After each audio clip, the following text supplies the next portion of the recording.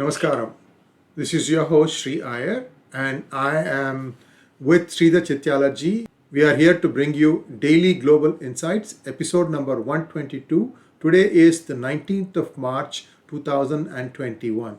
Sridharji, Namaskaram and welcome to the channel. Namaskar and good morning to everybody on this wonderful Friday. Sir, 21 states are suing Biden over the Keystone XL Pipeline closure. Pakistan promotes Belt and Road Port for promoting Central Asian trade. Defenders of the Quad, Austin heads to India for his new China playbook, and AstraZeneca deemed safe by the European Unity after some countries suspend usage. In Latin America news, Nancy Pelosi, the current speaker, says that citizenship for illegals sends a message to the world that we in America value diversity. She may want to talk to Angela Merkel about that. What are your thoughts, sir? First and foremost, I think good to be here to synthesize various stuff that is various events and activities that's going on. As far as Pelosi is concerned, they have been very steadfast. There's about 11 million illegal immigrants in this country by one count. There could be 12, there could be 10. These numbers vary. You are very right that she should speak with Angela Merkel, but the story is that Pelosi and the Schumer have their own agenda, the progressive agenda. They were on it even during the Trump administration period. They did not have the votes to get it done. They also could not get it done during the Obama administration, which he cited as many of the progressive agendas would be impaired or would be stalled if the Georgia Senate election races were not won. So the HR1 Act, which is effectively to legalize the immigrants, the first phase of that has passed. The first phase encompasses what you call the dreamers. The dreamers, I think one number is 2.5, roughly another number is 4.4. But whatever may be the case, that this basically is those who came into the country as illegal when they were young, who have grown and become adults. And that bill has been passed and it goes to the Senate. It remains to be seen what happens in the Senate, whether they're going to use filibuster or whether it is going to be, again, a simple majority and get through remains to be seen. But this is a very important playbook that Democrats are ushering in. And the playbook is, on Thursday, we had an important report released by Tim Cook, which is to say that, I have 450,000 dreamers working in Apple. Prior to that, Jeff Bezos had released to say that he supports normalization of the citizenship to the dreamers. And they are the frontline workers. They have fought during this COVID phase, so we need to recognize. So you can see that there is both political and needless to say, the business community from the West Coast, offering the support. So I think this is more or less, unless Lindsey Graham, who has said, under the present circumstances of the surge and the consequences of many illegals making it, etc., unless there is a significant stalling supported by Democrats, this may kind of get through. Sir, a couple of things I wanted to clarify. The numbers 2.2 and 4 are, I think, in millions, isn't it? Million. And I find it incredulous that Apple might have 450,000 dreamers in their payrolls. I'm not even sure they have that many people in their payrolls, sir. 450, correction. 450. Oh, 450. That makes sense. Yeah. Okay. Yeah. The Democrats are pulling a shroud of secrecy over voter rolls and state election bureaucracy. Now, is this what we've been talking about for the past few days about gerrymandering, their counter to it? Well, I think that there is a whole range of issues around the voter reform. This is very specifically as it relates to one segment of it, which is the culling of the inactive voter base. There's the typical process where you look at somebody who has not voted, you don't keep them in the voter rolls, and you actually cull them, basically. They could be for various reasons. So the story is that what Democrats are saying is this is no more allowed.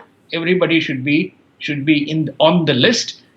And the shroud of secrecy is around whether any of these people voted in this election to be measured, to be kind of quantified, to be assessed, is not to be made, it should be a secret, should not be made public.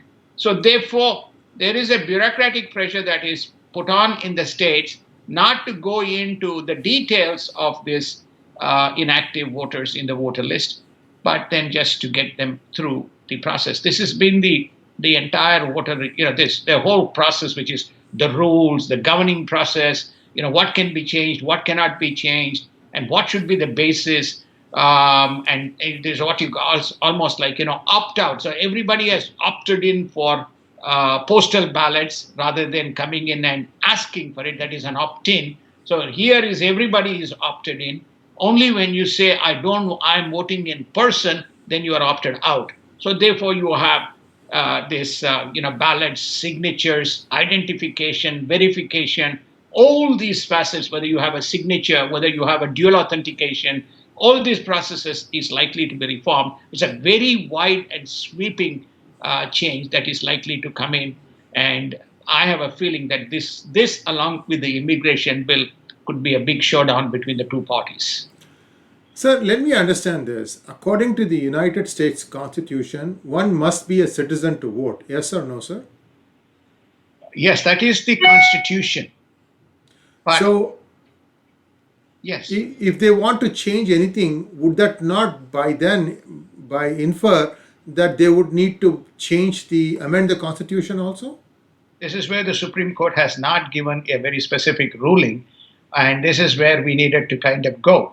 And that has not, and for a variety of reasons, this court has been very dismissive. Depending on the composition of the court, whether it is heavily in favor of the Democrats or in favor of the Republicans, this generally tends to get to a SCOTUS level discussion. Most of the conduct of the elections in the Constitution is defined by the governance process established by state legislatures. So a state legislature can state, there are some unique circumstances, therefore I am allowing certain categories of people living here to vote in the election, right? So where the state legislature enacts the rule, and in the process it probably bypasses the Constitution. And even the ID, whether you need a driver's license, not a driver license, whether there should be dual authentication for postal ballots, etc., that governance process, the states have the right to establish, and state legislature can pass rules which can bypass the Constitution. I'm just trying to make this like a black and white so that it simplifies the whole question. And hopefully, these are some of the fundamental questions that people in the Senate will ask. Moving on, sir, President Biden has staked out new ground in the battle over filibuster this week, saying for the first time publicly that he supported changing the practice. Now, he's been in Senate for dog years. 39 years. So 39 years, he never had a problem with this. He never, because the reason is he was not the president. Well, I find it very strange, sir. I don't know if you want to add to that. No, I think that it's a political opportunism. That's what it is. See, this is politics. Politics has no logic or rationality. Politics is opportunism and using to get your agenda. So they say that the progressives and the left have prevailed over the president to the extent that now he's issuing a public statement. The fact that you asked the question, he has been in donkey's years. So he has been in Senate for 39 years. He followed the principles of the rules because he never felt that, he needed to work with his colleagues to get things done that works his way, that doesn't work his way. Let's not forget that once they break this rule today, tomorrow, if the Senate goes to the Republican Party, then, there's no filibuster because the Democrats have bypassed it. So the concept of minority prevailing over the majority, even if that means that the vice president stepping and voting, it is considered a majority. So equality is considered a majority when the tie is broken by the vice president as per the Constitution. So this whole concept of filibuster was to have a checks and balance. So my view is that my personal view is, as a U.S. citizen, I think they have to come to a conclusion and establish this constitutional premise that there are major, for such certain classification of changes. Let's move on. 21 states are suing Biden over Keystone XL pipeline cancellation. Sir, walk us through this a little bit. When the president signed an executive order, did shale extraction like stop like a switch, or it has been, it's like a 90-day period within which to wind up the thing? How does that play out in reality? So this is basically, there are three specific rules. One is Keystone Pipeline. This is about Keystone Pipeline, and which has major economic impact both on jobs as well as the energy independency, as well as the revenue that the states get from the sale of the energy, right? So the taxes that flow with it. So it has got employment, revenue, and it has future revenue built into this. So as it relates to Keystone Pipeline, the litigation surrounds that.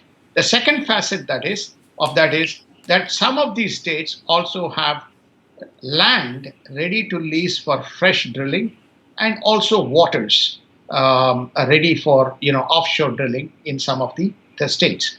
They're saying that we are filing a litigation basically because you give the environmental rights and this to us, and you don't come in and make a decision on this. I think that's what this is about. And the Department of Homeland Security chief faces calls for resignation over border saga. That is a surprise. I mean, it's just days since he got confirmed, or Well, she, yeah. yeah, because of the surge and because of this alleged belief that many anti-national, terrorists, or people with questionable national security, or people with records that are questionable, felons, drug traffickers, criminals, all trying to make their way into the country. That's another problem. Today, there is a report which says, according to the research by one of the some of the either the non-profits, that over 50% of the people who are getting released from, or who are coming through the border, are COVID patients. So they have not been tested. So it is catch and release policy. So they're saying because of this, and then DHS has acknowledged that there has been mistakes. They have acknowledged that this has become untenable situation.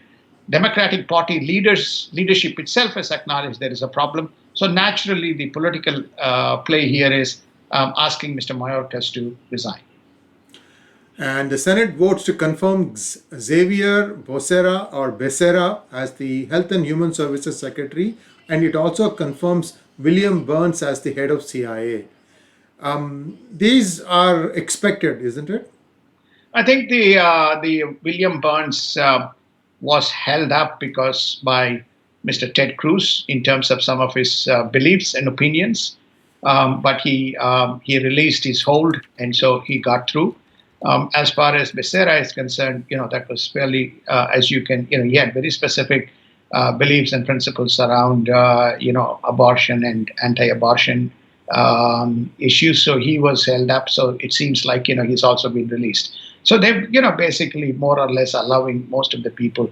Only person is Miss Tandon was the only one who faced the wrath and, didn't make it. And Biden to reach 100 million vaccines in 100 days. That's an impressive achievement. It's a very good number. It's an excellent number. And I think that right now we are on target to reach that number. And there is the vaccination program in the United States is going exceptionally well. Now, in Asia news, US urges China to use its clout to push its ally, North Korea, to de-nuclearize. This rhetoric has been going on again for a long, long time. Why this new urge again? Basically, I think that it is a philosophical difference between the Trump model and the Biden model. The Trump model is he decided to engage with everybody who was tried to engage with everybody, including Iran, which was sabotaged, as we know, by some backdoor conversations that occurred. In the case of here, he had a meeting with the North Korean leader in Singapore. With 2 days meeting, they discussed, they talked, and he kept him in the bottle. So he was quiet, and the moment he saw that Trump is leaving, he's back, threatening and making a nuisance of himself. So the Biden administration, Mr. Austin and Mr. Blinken, notably Mr. Blinken, has said, China, please your offices to speak with your ally and ask him to make it a nuclear-free zone. It's possible that South Korea, they had a 2+2 in South Korea too. So therefore, this is Biden and Austin. So they would have said that, there would have been pressure from South Korea to calm waters. And that is why you have this press statement coming on the eve of the Alaskan meet. And in post the Myanmar coup, mobile internet and public Wi-Fi blackout continues. How long do you think this is going to last? Well, I think that the junta is very confident that they can weather the storm. Remember, the democracy is relatively new in Myanmar, so they could sustain this for some time. Pakistan promotes Belt and Road Port for promoting Central Asia trade. Is this the Gwadar port or is this something else? This is the Gwadar port. Okay. China issues a stern warning on US-Japan joint statement, Coast Guard law, Taiwan Strait issues, maritime claims, etc. And China stages its own 2+2 with United States in frigid Alaska to stem the image of an international anti-Sino coalition forming. I mean, whether they want to accept it or not, there is an anti-Sino coalition forming, isn't it? There is an anti-Sino coalition forming, but China firmly believes that if the rhetoric of US is marginalized, rest of the stuff can be addressed. And in other news, the United States Secretary of Defense, Lloyd Austin, heads to India with his new China playbook. It would be interesting to see what's going to change. What are your thoughts, sir? Well, I think the first and foremost fact is this is now, in my view, 1+1 rather than 2+2. That just reflects that they consider India as an important strategic partner on the defense front as well as on the overall Indo-Quad custodian. And the way Austin is approaching is that everybody is given a role. Korea, you look after this. Japan, you look after this. US will be here. Or India, this is what your responsibility is. They're using this responsibility type of a playbook. They recognize China as a threat. And Mr. Austin sees the whole Indo-Pacific to be bifurcated into various areas of kind of responsibility. And I think that's the scope of the discussion with Mr. Rajnath Singh. In the conventional model of President Trump, Mike Pompeo, there used to be 2+2 meeting. So Mike Pompeo would lead the efforts with Jaishankar and Ajit Doval, and the defense secretary or the head of defense, head of the armed forces or the defense team will be in the negotiation. Dr. Esper was attending not all meetings, but some of the meetings, but it was part of the 2+2 approach. So that's the fundamental difference between the Austin's model and the current Austin's model and the past model. And Rs.8 Lakh crore investment in pipeline in Indian chemical industry by 2025. So this sort of like India's way to try and rebuild its APIs for the pharma sector. Is that your reading too? It is rebuilding the APIs for the pharma sector. It is also, consolidating and building. It is refining more oil produced. So it also building the petrochemical kind of complexes. It is a reflection that they are systematically going after some of these major areas in terms of indigenization and making a domestic large-scale industry for consumption and potentially for exports. Now, chemicals is making its way into that, and the investment coming reflects the strategic intent of the Indian government. And viewers, if you want to know more about what API for the pharma industry means, there is a hangout that is going to come your way in the next few days of mine with Lieutenant General Ravi Shankar, so stay tuned. And Rajya Sabha passes a bill to raise the foreign direct investment in insurance to 74%. That's a significant move, sir. Well, I think insurance sector was in the radar after the banking sector, where private banks were allowed and capital needed to be come in. Insurance was one of the sectors which was untouched. So I think the fact that they are moving the insurance sector to 74%, I think the original was around 49%. Then they are also going to make LIC an IPO, I think publicly listed. Specific segment of or dilution is not 100%, dilution is part of it. I think this was featured, is a reflection of, again, one of the areas that Modi government was criticized was on the macro and the fiscal reforms, which is namely, still enough, not enough privatization of the industry is done. This is people from outside and those who are from inside making this claim, notwithstanding the fact that there is 1 million people striking in India today that do not privatize the banking sector. And Nitin Gadkari announces vehicle scrappage policy. For more about this, please read an article that has appeared in PGurus.com. We have discussed the entire details in that. And in Europe, Middle East and Africa news, AstraZeneca has been deemed safe by EU Health Agency after some countries suspend its use. Islamic soldiers kill about 30 soldiers in the northeastern part of Nigeria in the last 4 days. In the markets, United States jobless claims rise to 770,000 with workers still getting laid off. What could be the reason for this, Sridharji? Demand. The economy is not back to its normal, so there are two reasons. One is demand. The second is demand across all sectors. The demand is picking up, and there is abnormality of demand in some of the areas. For example, restaurant business. For example, airline travel. For example, hospitality business. Some of these sectors have been disrupted and probably will remain disrupted for a period of time. So the layoffs are happening in those segments of the industry. So I think that's all one can attribute it to. And US manufacturers call on Biden and ask him to be tough on trade issues. The markets ended sharply lower today as the treasury yields edged higher. And I'll mention the numbers and then we'll try and get an explanation from you, Sridharji. Dow Jones Industrial was down by 153 points, S&P index by 58, Nasdaq by 409, crude went down by $5, Brent went down by $5.15, 10-year treasury yield 1.73%, Bitcoin is down to $57,859. Sridharji, what is the reason for this fall today? The reasons for the fall are two things. One is the bond market is not buying into Jerome Powell's theory that there will not be significant inflation as a result of money flowing in. That's number one. Number two is that the markets are also saying if you're going to continue to push this amount of debt, are you guaranteed that there is enough buyers in the market? It's good. The present tranches have come. That's good. That's been taken up. Are there enough people to buy this? That's the second reason.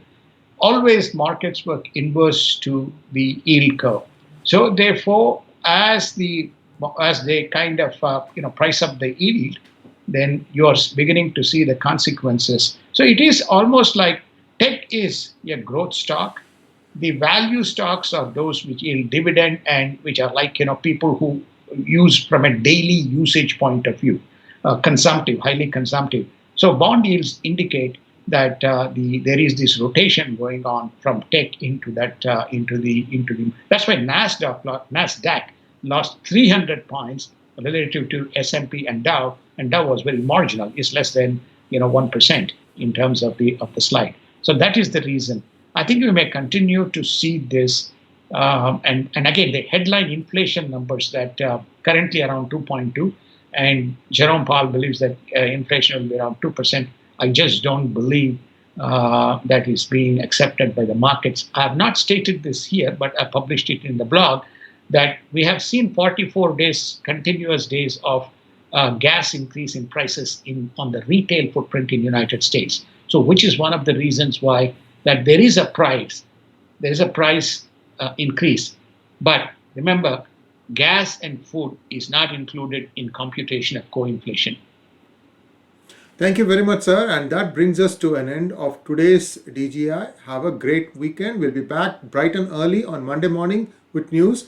Do subscribe to our channel and also donate to our cause.